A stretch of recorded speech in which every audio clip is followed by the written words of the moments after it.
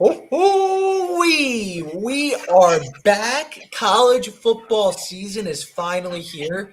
And of course, with that means we bring back Stack in the Box College Football Edition. I'm your host, Reed Wallach, joined as always by my co-host, Cody Williams. Cody, it's been a few months. We did a little NFL draft thing in between, but really this is our first time getting back in the saddle. How's it going, man? Well, happy season to you. Dude, happy season to you, man. I think we're both just so pumped, man. It's just good to have college football back in our lives. We got a little appetizer with week 0 and already got some chaos going down in Ireland. So, I mean, it's the best time of year. We've got 12 weeks just ahead of just nonstop action, man. Yeah, I mean, we're back in the swing of things. We already had an upset. We had 2 near massive upsets as well in week 0. And now we turn our page to our first full slate. But before we get into the games and the bets and everything and the picks, this is a pretty transformational year in college football. I'd say the most, I would say, in recent memory since I think either of us have been alive. Yeah, We're moving. We have some big players moving conferences. We have some the expansion of the playoff tripling in size, going from 4 to 12. So there's a lot to chew on here, Cody. So before we get to any of our expanded thoughts, one macro thing you are most excited to see this season that's a little bit different than maybe it was in the past. Yeah, so I think honestly week 0 is a good indication of this, but losses don't necessarily matter as much. Like we've in the 14 playoff era, we've talked about it, and it's been like, okay, if this team slips up, they're done. You look at Florida State slipping up, they're not done in this college football playoff race. Like they could still very conceivably win the ACC. Now, after what I saw on Saturday, am I convinced of that? No, but in theory, they are not eliminated from the college football playoff. They can still get that automatic qualifier berth and not just make the college football playoff, but be a top 4 seed. So that is still very much on the table. So I know it may sound counterintuitive to say that losses not mattering as much it's something that's exciting to me, but it is knowing that a team isn't automatically eliminated because of one loss. That's something that's exciting to me, and I think is going to carry out throughout the entire season. Yeah, I liked everyone tweeting after the game well, Florida State's not done yet. They could still make the play. I'm like, they can, but did you watch the game? They happen to look terrible exactly after the first drive. So it is something that yes, they aren't done, but they kind of look a little done. They definitely looked a little bit more 8-4-ish than 10-2-ish, I would say. So exactly, your point is well taken, though. I will say that the losses, you lose one in the old age. It was just last year, but you lose one, you're already kind of up against it. Now you could lose 2, and you're still in pretty good shape, I would say. If you go 10-2, obviously you need the schedule to support it. If we're talking SEC and Big Ten teams, if you go 10-2, you are, I would say, more likely than not making the college football playoff. ACC and Big 12, maybe not so much, but at least you're in the mix. So I agree with you there. I would say what I'm interested for is this helmet communication and how the offenses are going to change, because the one that really stuck out to me, and we're talking Florida State again, was the DJU was just it felt like he was listening to his coach. You have until 15 seconds now to speak to your coach or the coordinator. And even Haynes King, he was his holding like this. I wonder how much that's going to impact the games, both game state and game flow. It should be pretty interesting. So that was one thing I noticed. Florida State moving very methodically, really making sure they were precise in what they were going to run. I wonder if maybe it was the first game transfer quarterback, and maybe as they get into more of a rhythm, maybe that eases up. But it did feel like there was a lot of, is it almost like backseat? I know it's headset coaching, but almost like backseat coaching, where they were really in their quarterback's ears, making sure they were making the right calls. Did you notice anything about the new communication systems in college football? Yeah, one thing I thought was super interesting was, and a team I actually thought would benefit from this was SMU, and their offense looked horrible as they did the 2 quarterback system. And so I wonder if it's very dependent on quarterback of how we're going to see this work, because you talk about DJU very intently listening to it. I think that might be a DJU thing, man. I just think DJU just ain't it at this point. We pretty clearly know that. And so really relaying that information. But you look at guys like Carson Beck or Quinn Ewers, or guys who have a ton of experience and are on the upper echelon of quarterback play in college football this year. I do wonder what it looks like for those guys, because we haven't seen it necessarily for those guys yet. And so I do wonder what that's going to look like for them. Yeah, no, I totally agree. And I think it may even mean more about who the coach is. Yeah. I think depending on how they scheme up their plays, maybe if it's a quarterback whisperer type, like maybe they're really going to kind of keep the training wheels on their quarterback and say, hey, like we're going here on this play. Like if if the safety's going to come down, we're taking the shot over the top, really kind of spoon feed it to their quarterback. I think it's an interesting subplot and wrinkle into this season, but I alluded to it earlier. We have a new college football playoff format. We have 12 teams making it. Yeah, we So do. there are odds on this. I'm interested how this market's going to develop over the season, given what we just said, that you can lose a game and still conceivably be in it. I'm looking right now at a sports book to make the college football playoff, and Florida State, who is around like evenish money, plus 120 to make the playoff. They drop all the way plus 360. I wonder how much you're going to see throughout the year, how these teams really move throughout. So, Cody, before we get to the picks for week 1, I want your best bet for one team to make the college football playoff. It could be anybody, but try and make something a little appetizing for our viewers. Yeah, I tried my best to do this. I got Boise State at plus 400 on FanDuel to make the college football playoff. And the group of 5 market is the one where I think there is the most value if you really believe in a team. I happen to believe in Boise State in the Mountain West more so than I do other G5 leagues. I think Sunbelt is probably the deepest G5 league, but I think that's actually going to be disadvantageous because the way this is going to work is the G5 automatic qualifier is going to be the highest ranked team. I think the Sunbelt is going to beat each other up. Liberty, I think, playing in CUSA is just not going to have the strength of schedule to climb up in the rankings. Boise State, on the other hand, I'm high on the Mountain West this year. I think we saw in week 0 that the Mountain West might be a little bit better than we expected, particularly at the bottom with teams like Nevada and New Mexico putting up a better fight than we expected. So I think that Boise State is still the class of that conference. I think they're going to run away from it behind Ashton Genty. They have an identity. Spencer Danielson taking over maintains some semblance of continuity there. So I am high on Boise State, very much so. And I think getting them at plus 400, I think they have one of the clearer paths for a G5 team to make the playoff. Yeah. I mean, listen, they're the short shot to win the Mountain West at minus 120. So tough to look past it. I am curious to see how this quarterback situation is going to go for them, given that they had the 5-star transfer from USC, Malachi Nelson. He was beat out by Mad Dog Madsen. We'll see how that works out for Boise State. I think what's also worth noting with Boise State's path is they play Oregon in, I believe it's week 3. They're going to lose by a lot of points in that game. I wonder, Oregon is a very, very likely playoff team.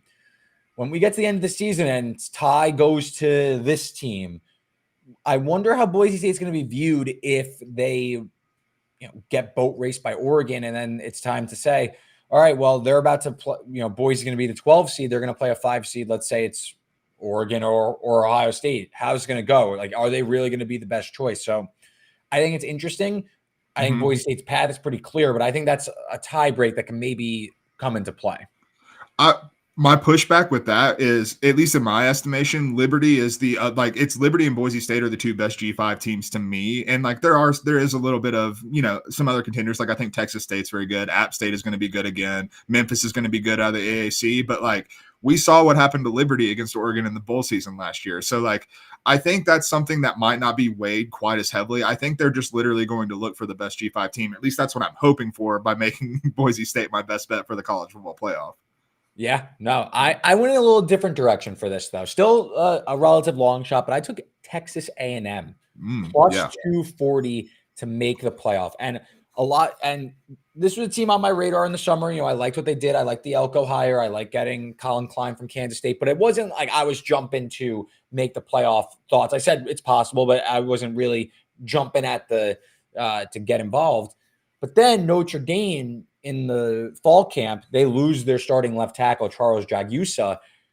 Now, look, usually you lose your left tackle. It hurts, but it's not so bad. This is a Notre Dame team that typically is an offensive line factory. That being said, they are now that much more likely to struggle in their first game at A&M this Saturday, which we're going to talk about in a little bit and give out some bets for it.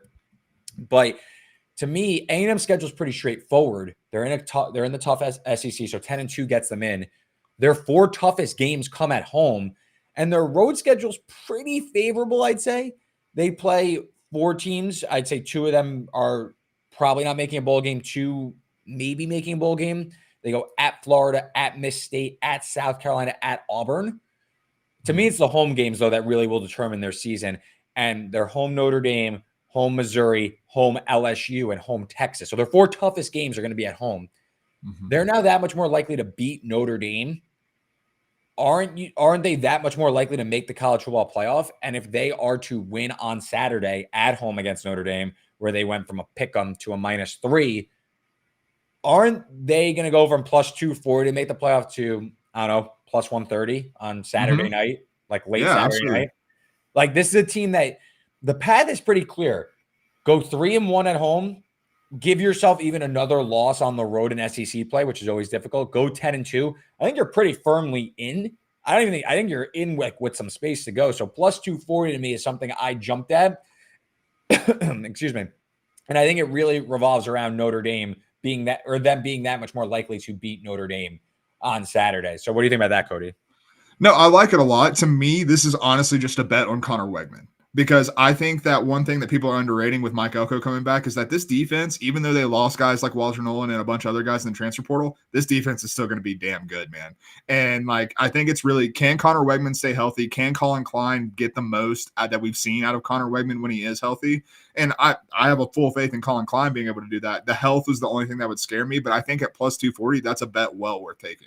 Yeah, I just think that the path is pretty clear. I like the schedule, how it sets up. I just think it, like for Boise, and again, it's longer odds, but you need to have some things break your way. This one, I think A&M controls their own destiny. Obviously, you have to go out and win the games, but I think it's pretty clear what it is. It's do this, you're in. Boise, it's still if you're good enough and things kind of break your way. That's where I was thinking when I was going through this exercise. No, I think the G5 market there's more volatility because you're dealing with 5 conferences that you have to navigate to figure out who's going to be the G5 representative. Because I think we would both agree that the G5 is only getting one team in the college football playoff, even expanded to 12 teams. So I fully understand that, but I think the way I want to attack the college football playoff market in terms of the G5 is just throw a couple darts at 1 or 2 or 3 teams. Throw one at Boise State, throw one at Texas State, throw one at Liberty, and just if one of those hits, you're still in profit. Yeah, no, absolutely. Bonus bet. I like Texas State to be the G5 playoff bid, but that's besides the point. Let's get to the games on starting all weekend, but we have plenty of games. We have absolute bangers all weekend long, starting on Thursday, handful on Friday, and then obviously a pretty hefty card on Saturday. So and then we have 2 bonus games on Sunday and Monday for Labor Day. So we have a lot of games we want to get to. We have 6 picks each. I don't have the record from last year, Cody. Do you mind refreshing me who won the pick-em between us last year? I forgot. I believe it was you by a hair. I think we ended up making it close there towards the end. But yeah, it was you. I think you definitely remember that, if I'm being honest with you. No, I forgot. So thank you for reminding me. I need to listen. You're only as good as your next pick. So we keep it moving here. We'll see if I can make it 2 in a row. And let's start with, I don't know if it's the biggest game of the weekend, but it sure is going to be the one with the most eyeballs for a myriad of reasons. And that's Georgia and Clemson playing at Mercedes-Benz Stadium in Atlanta, Georgia, basically their satellite stadium. Georgia is a 13.5-point favorite. The total set at 49. Before I turn it over to you, Cody, just a little bit of background on the game. Of course, Clemson coming off a real down season. And you look at how this season might shake out for Clemson. This obviously is a non-conference game. But the ACC now looks maybe a little bit weaker than was to be expected. Florida State obviously losing. Clemson now is the favorite to win the ACC. So this could be a real, I'm not saying beat Georgia, but they could really announce themselves as, hey, we're looking good for playoff and we're going to try to build towards something. I know last year didn't go their way, but if Cade Klubnik could get a little bit more acclimated with a new set of receivers, maybe this is a coming out party of sorts for Clemson, even if they lose. If they are to maybe overperform, maybe this starts to look like a Clemson team that maybe it's a national title, but maybe it's, win a playoff game or something and maybe look more like the Clemson of old. On the Georgia side, it's business as usual, right? They were arguably the best team in the country, definitely the second best, if not the best. Last year, they lose to Alabama in the SEC title game. Their 3-peat bid is stopped. We'll see if it's a redeemed team setup. But some questions about running back availability. Trevor Etienne, the Florida transfer, he is possibly suspended for this game. And their backup running back, Robinson, also banged up. So it's always running back by committee for the Dogs, but they might be coming in a bit shorthanded against a good Clemson defense. So some interesting subplots to this game. Again, Georgia laying near 2 touchdowns. How do you see it, Cody? Yeah, I've got Georgia minus 13.5 as my best bet for this game. Look, I understand the running back questions, but I have a ton of faith in Carson Beck. I have a ton of faith in this passing offense. They've really loaded up at receiver over the past couple of years quietly. Dominic Lovett, I think, is going to have a big game, especially when you look at this Clemson defense.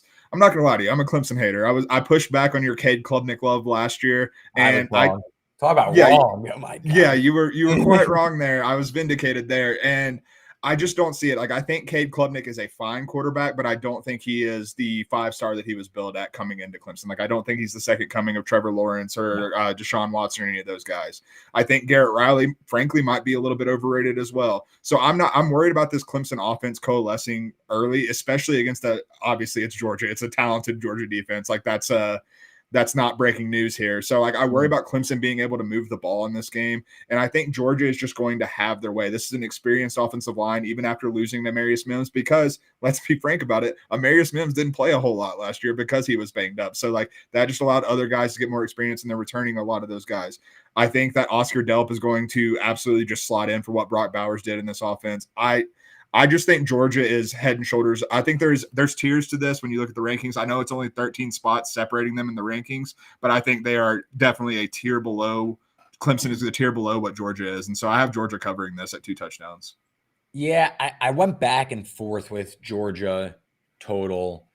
I ended up on the under 49 for a few reasons. And the more I think about the game, is it that, like, this looks a little bit like Georgia Oregon a few years ago where they absolutely destroy a really good Oregon team, like 45-3 or something. I can see it. Like, if Georgia comes out firing. I do respect Clemson's defense, though. And I do think that if you go back just a few years ago, and I know there's a lot of changes and you can't equate what happened now 3 years ago to what happened, what's going to happen on Saturday. Right. Georgia and Clemson played the opening game in 2021. Georgia won 10-3, and the only touchdown was a pick six. And I'm not saying that the two teams are even close to similar anymore, but I think that shows, though, almost how Kirby Smart's going to approach this game. I know that the running back room might be a bit shorthanded. I know Carson Beck, in my opinion, is the top quarterback recruit in the country. I don't know if this is going to be a slinging around the yard type game. I think that Clemson's defense warrants a little bit of respect. This is a young, emerging Clemson defense that, I mean, I know the offense had its struggles, but this was a Clemson defense that checked in 11th in EPA per play last year. So I do think Georgia's going to take definitely early is going to take a cautious approach to this game. And maybe I'm going to kick myself for not taking first half under, because maybe the game script gets a little loose late. But I believe that Clemson's offense, even if it does improve, and I do think it will be better than last year, this is a team that was still like 91st in yards per play and EPA per play. They could, outside the top 100 in EPA per pass, the offensive line was still shaky, 75th in tackles for loss allowed. You're playing Georgia. Even if your offense gets better, this is like the worst. This is the worst team you're going to face in a week one coming out party. So I do think Clemson can acquit itself nicely, even in a blowout loss. Maybe it's a little bit like competitive, like Georgia. Maybe their defense, maybe Clemson's defense shows out a little bit, and this is like 27-10, 27-7, something like that. I just feel like there's more avenues to this game being lower scoring than a surefire blowout, just given some of the questions on the Georgia side. And maybe Clemson's offense does look a little bit better, and this game is played 27-20, something like that. So I ended up on the under. Maybe it's more first half under, but yeah. So I ended up on the under, but I do think, I don't know. I could see the result going in plenty of different ways, whether it's like a competitive game, really, really tight-lipped, or maybe Georgia just steamrolls them and like this starts the revenge campaign. Yeah, I think we see the game the exact same way, because like my projected score for this is 27-10. So like that's what I'm seeing this game as. Like Georgia just has too much for Clemson to handle. And I don't have enough faith in Clemson's offense based on what I saw last year, based on the fact that Dabo Sweeney refuses to go into the portal and get an offensive lineman to help a unit that's been struggling for 3 years now. Like, I just have a lot of questions about what that offense is going to be capable of against a team like Georgia. So, like, whereas, yes, there are questions about Georgia, I don't think it's going to be like the Oregon game where they blow them out by 40 points, but I do think it is going to be a pretty comfortable victory for Georgia. But I think the under 49, like, I think there's a good chance we don't get close to that. Like, I think this game could be played with a total in the 30s. Yeah, and just why, like, my final thing on the under, and I just said it, but it just feels like Kirby Smart respects Dabo.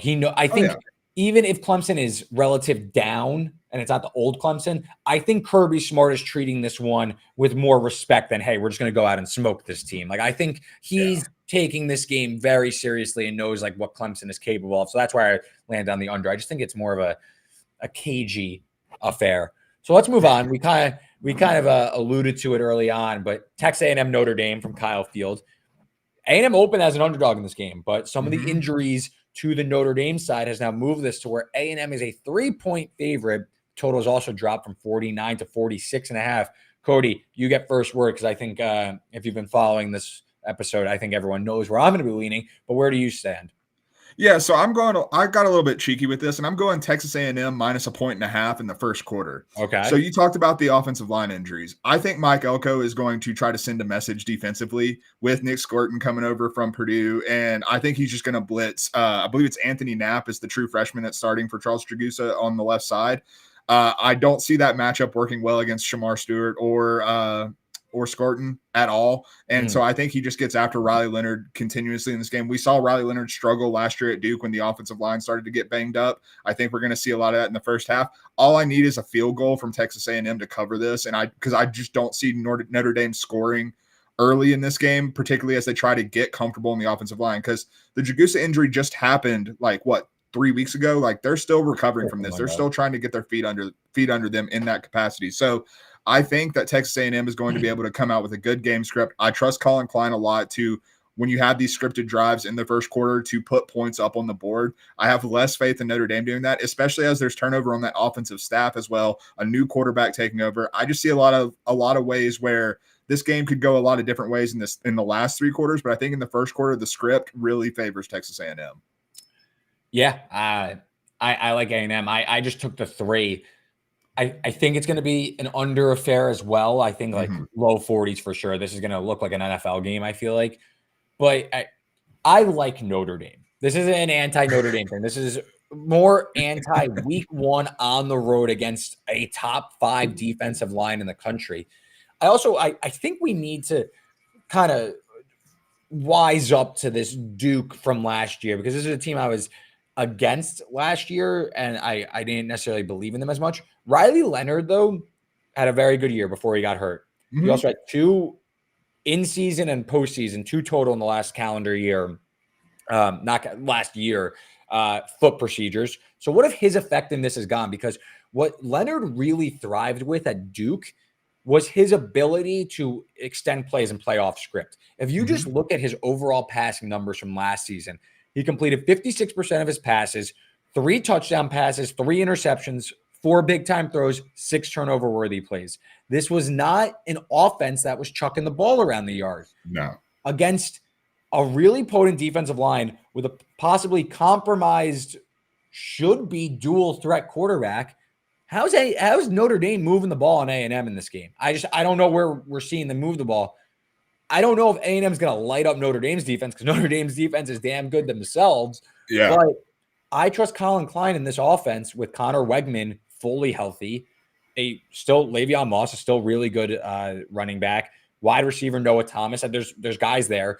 I think A&M is going to be able to get – there's not going to be many, but I think get more scoring opportunities here. Play ball control, lean on their defense, and I think pull away from this game and win this one. So, again, I mentioned I like A&M to make the playoff. I think that this kind of jumpstarts it. And I think A&M, I think a pretty solid effort here. And I think we come out of it, this is one of the talking points of, in leading into week 2 is, wow, A&M really, looks sharp against Notre Dame, and Notre Dame kind of struggling to really hold up against A&M's defensive line. No, I think we see it the same. And again, like I said with your college football playoff bet, I think that I maybe just have a little bit less trust in Connor Wegman at this point because we just haven't seen it. You know what I mean? But like that lack of trust, I think, leads me to just shy away from the full game. But I do think Texas A&M on paper looks like the better team, looks like the team I trust more going into this situation. And I think like that's why I'm targeting the first quarter is because I trust that script more. When things are on script, I definitely trust Texas A&M more to get it done. Yeah, and Notre Dame, I mean, again, this has been an offensive line factory, but replacing 3 starters on the offensive line, one of them being the left tackle, Joe Alt, who, if you remember, nearly broke the chair he was sitting in. He's so massive, and went number 5 overall to the Chargers. So you're already playing from behind, replacing Joe Alt, and then you're the guy filling in for him. I'm knocking over my cup. I'm so nervous about this, but the guy replacing him just got hurt. So you're already on your essentially your 3rd string, or you're underqualified 2. It's just a tough spot, I think. This game, I think, is going to say more about A&M than it does about Notre Dame, because I do think Notre Dame, with the offensive line turnover, I think this is a team that's going to get better as the year goes on. They're going to need some time.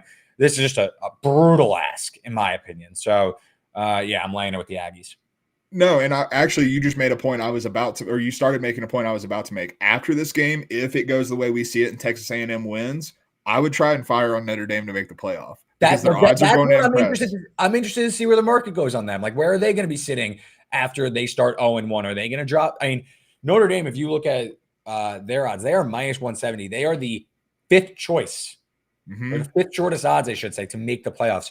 Are they going to fall to 2-1 plus 250? And if they do, I'm firing on that. Absolutely. Because what I think is interesting about this playoff market is some of the it's not like some of these losses are baked into it already. You're like you have much more margin for error. So maybe, sure, you don't want to lose games, but some losses you could bake into your calculus of how it's going to be at the end of the season that the odds makers might not be so fast. So yeah, no, I that will be something we will likely be talking about on Tuesday in our reaction to last week.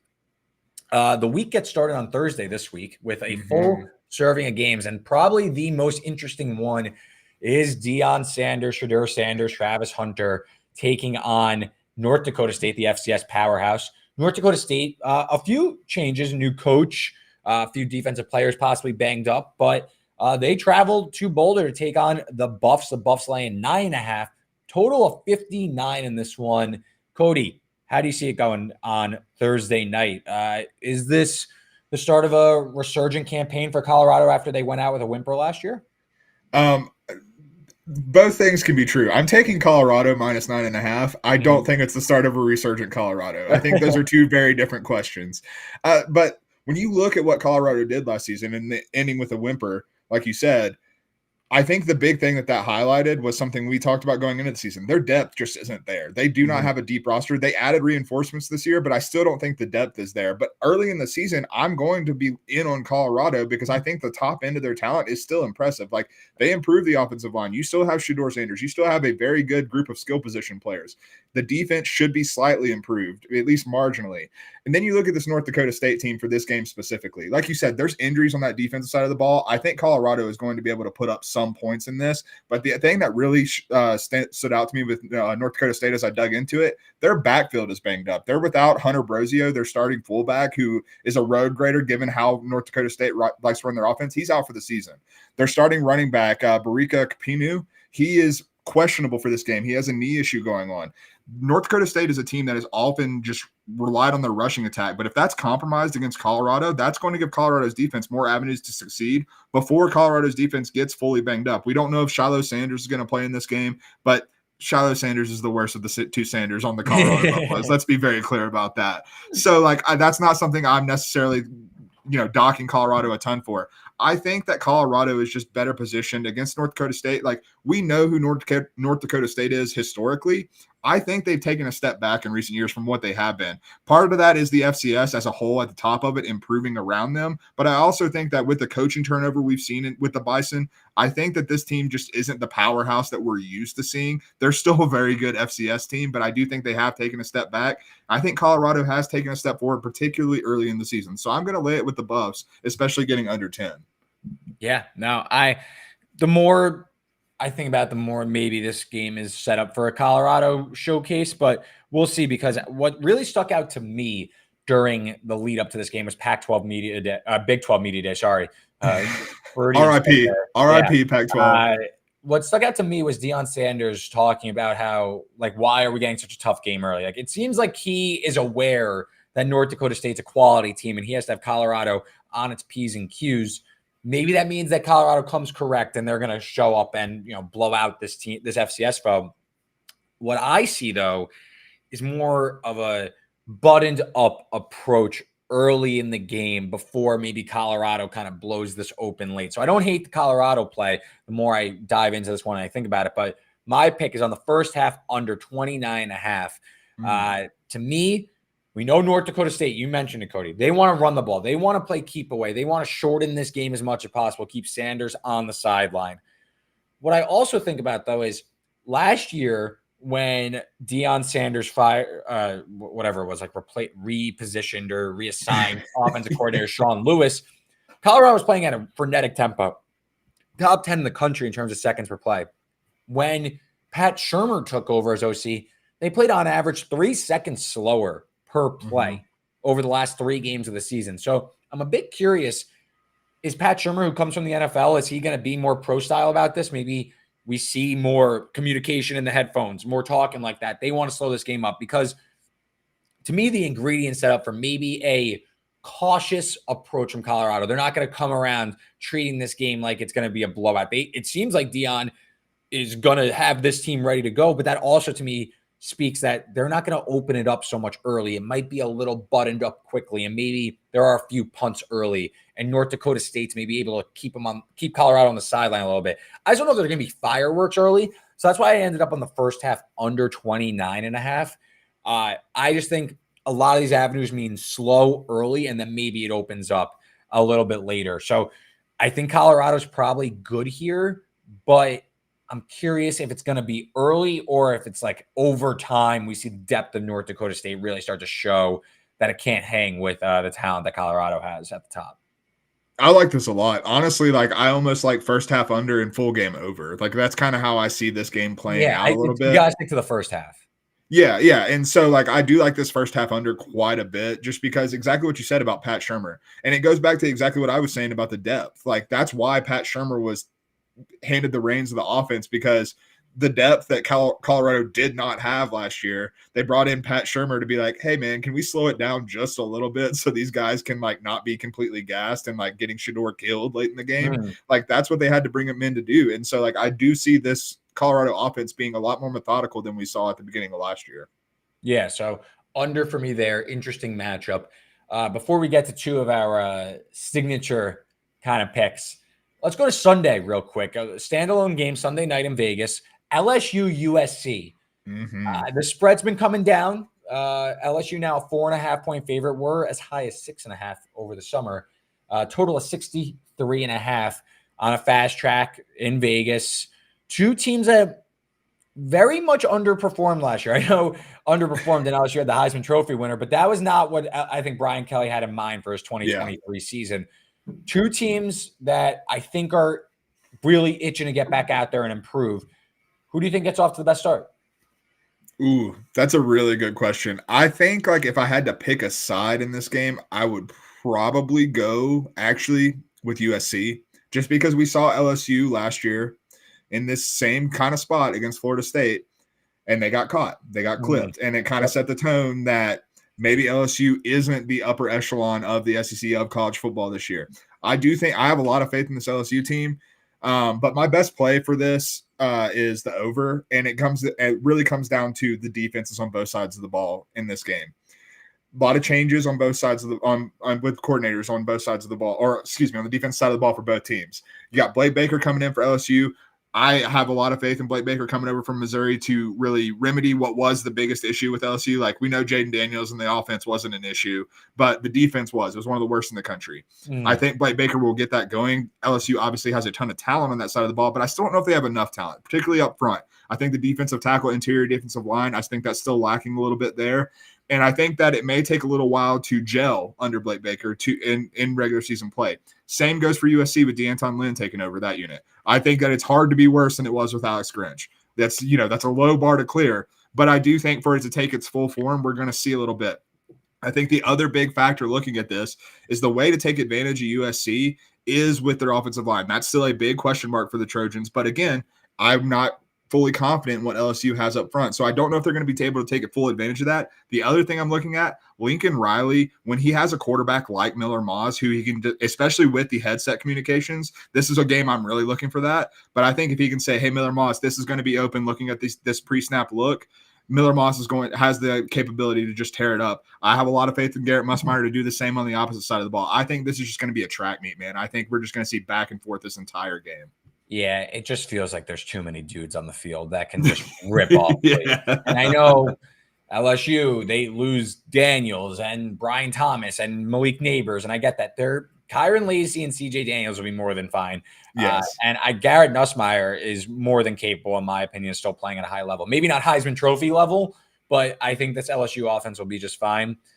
LSU, I think over the year, we'll see if their depth could hold up. I'm a little curious about that. But I think, especially at the offensive line, it's a bit shallow, but they should be good to go here. And again, both defenses may take step forwards.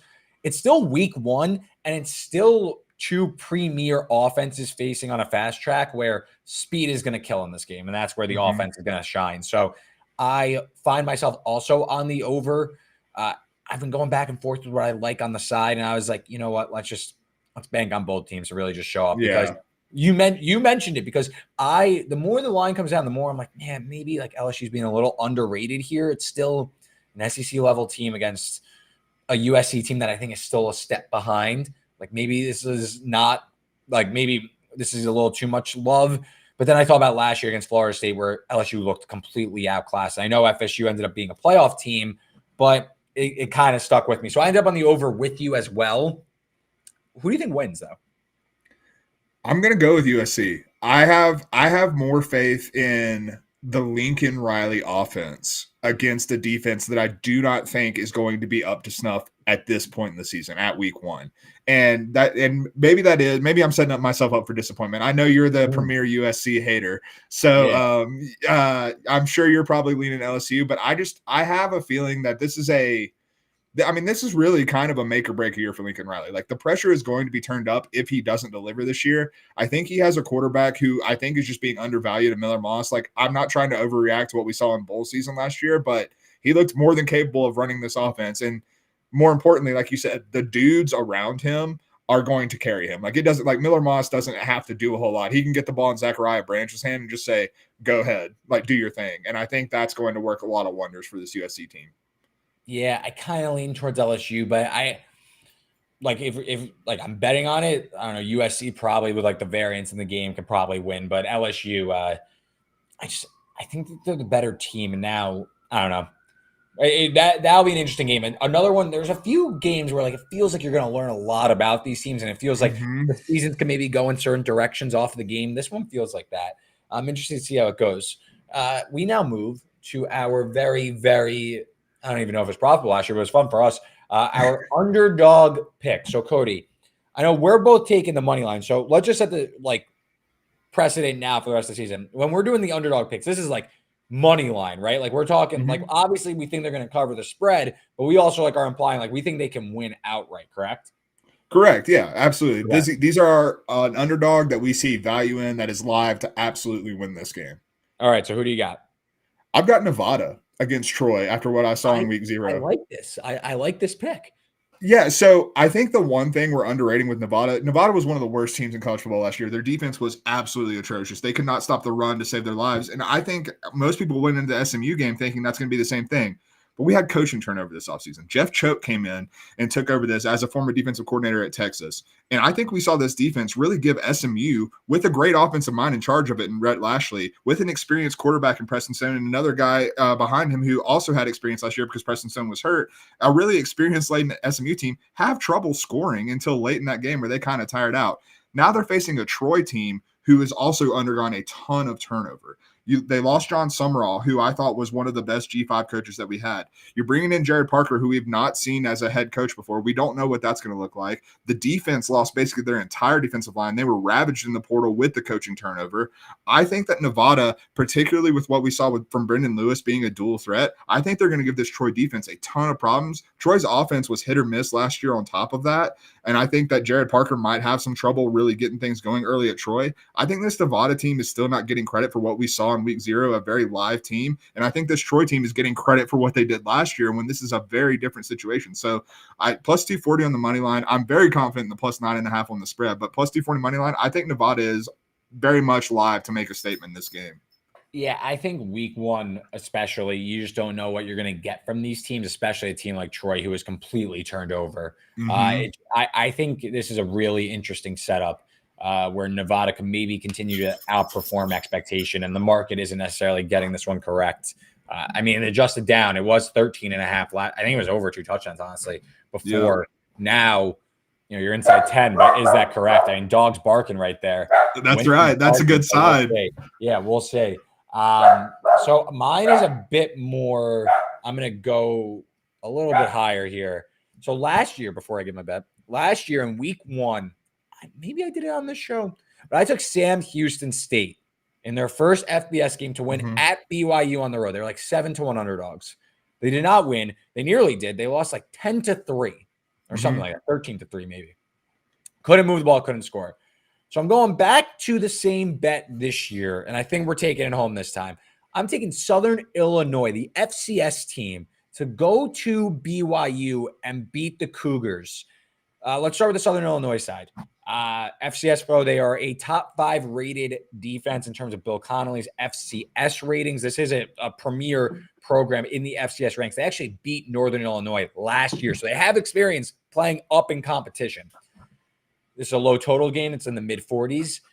If you look at 3 years ago, they played BYU's defensive coordinator, Jay Hill. They played his former team, Weber State, put 31 on him.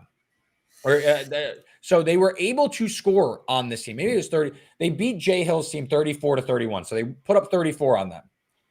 They now face a BYU team that has not named a starter yet. I think it's more for competitive reasons, but I'm not really that excited about either. Between Jake Retzlaff and Jerry Bohannon, who's coming off a serious knee injury. So I'm not really that excited about either. I read a camp report that their offensive line is like still being sussed out to date. So we don't really know where it's going for BYU. This is an offense that's fallen on really tough times. They're facing a very good, stingy defense. If this is going to be a low-scoring affair, hell yeah, I'm going to take the 2 touchdowns. But hell yeah, give me the money line. I could think for sure. We saw this BYU team struggle all year long. They have a low win total. They're facing a premier FCS defense. Yeah, I think that there's much more variance in this game. So give me Southern Illinois. What is it, the Salukis? The Salukis, yes, sir. The Salukis on the field to knock off BYU. I just think there's we're talking variance and stuff. BYU might be much, much worse than this because we don't really know much about them right now. They're turning over a lot, and Retzlaff was there last year. He showed out against Oklahoma, sure, but in like a backup spark plug environment. If it's Jerry Bohannon, who even knows what he looks like anymore after knee surgery? Right. So, let's do this. Let's go Salukis. I absolutely love this because you said, we watched BYU struggle last year. They're going to struggle more this year. I think they're going to be in competition with Arizona State to be the worst team in the Big 12. I think those are clearly, to me, the 2 worst teams in the Big 12. So, I look at this, I see a Southern Illinois team that we've seen, make some noise in the FCS recently, in the past couple of years. They're bringing it back. I like their defense. And I think, the fact that I think the big selling point here is Southern Illinois is going to win if they win this game with their defense, and we have so many question marks about this BYU offense. Yeah, let's go. Let's see if we get a hot start there. What we got? Plus 240 money line and plus 530 money line. Let's do it. Love it. Our last one before we get out of here, our Sickos pick. Cody, I'll let you do the honors first. Where are you going with our Sickos pick for this week? Yeah, I'm going to Bowling Green and taking minus 16.5 against Fordham.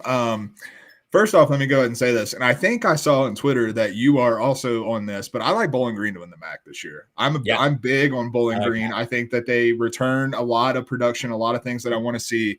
But, they're returning basically their three very key playmakers on offense behind an experienced and an offensive line that should be better. Connor Bazelak is back at quarterback. Terrion Stewart is back at running back. And Harold Fannin, their tight end, one of the better tight ends in the country. Yep. So I think that they're going to be able to move the ball consistently. We saw it last year. Their offense was much improved immediately last year, much better than we thought it was going to be, and it continued throughout the year. This is a team that knocked off Georgia Tech last year before Georgia Tech obviously went on to have a pretty decent season, make a bowl last year. So I think this Bowling Green team is live. Fordham is a quality opponent, don't get me wrong, from the FCS level, but Bowling Green traditionally has handled their FCS opponents and handled them well. I think Bowling Green just has the experience advantage. I think the defense is going to be able to come up with enough stops. You look at the secondary, which is largely back, and they also brought in some key transfers.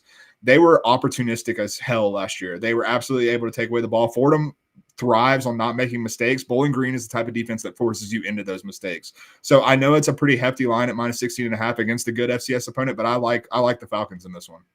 Yeah, really briefly on Bowling Green. It's their defensive line that really sticks out to me and why I think that they're going to be able to rise to the top of the MAC. This was a team. I mean, this is now like year over year. So it's not, maybe the variance, but the regression bug comes from them at some point. But Scott Loeffler's defense, 21st in sacks last year, at 33 on the year. They were 30th in EPA per pass, number one in turnovers gained, which is regression bound. They were top 20 the year prior too. So maybe this defense is just so aggressive that it pays off for them, and that's their scheme.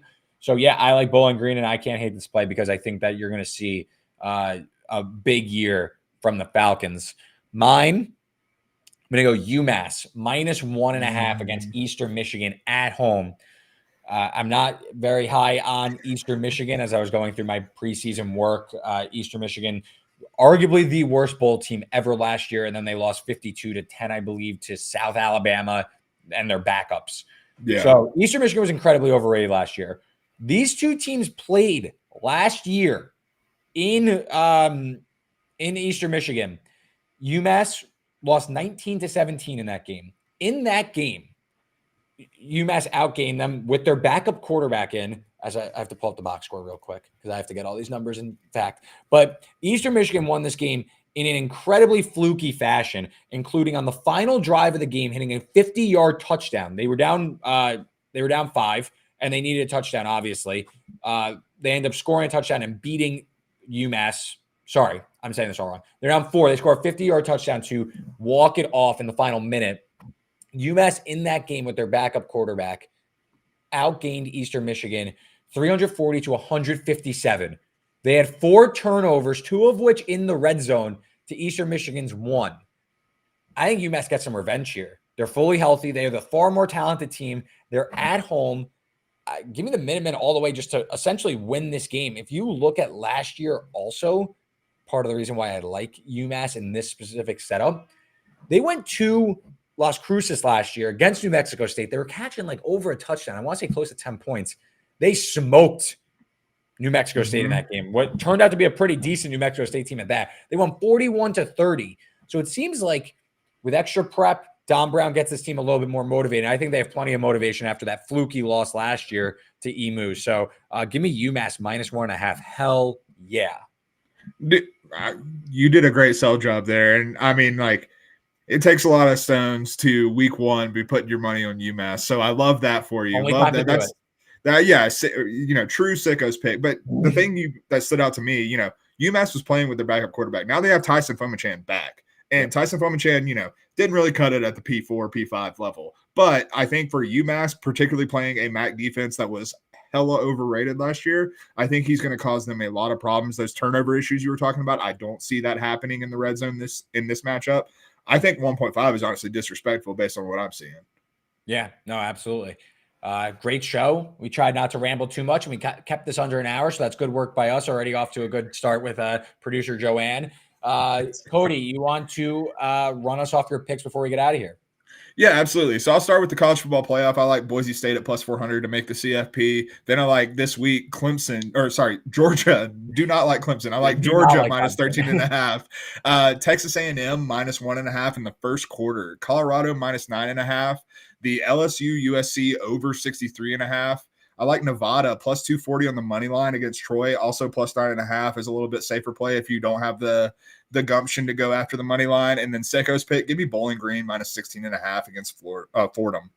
Yeah, I love it. My CFP pick was Texas A&M to make the playoff plus 240. I took the under in Georgia Clemson, under 49. Took A&M minus 3 at home against Notre Dame.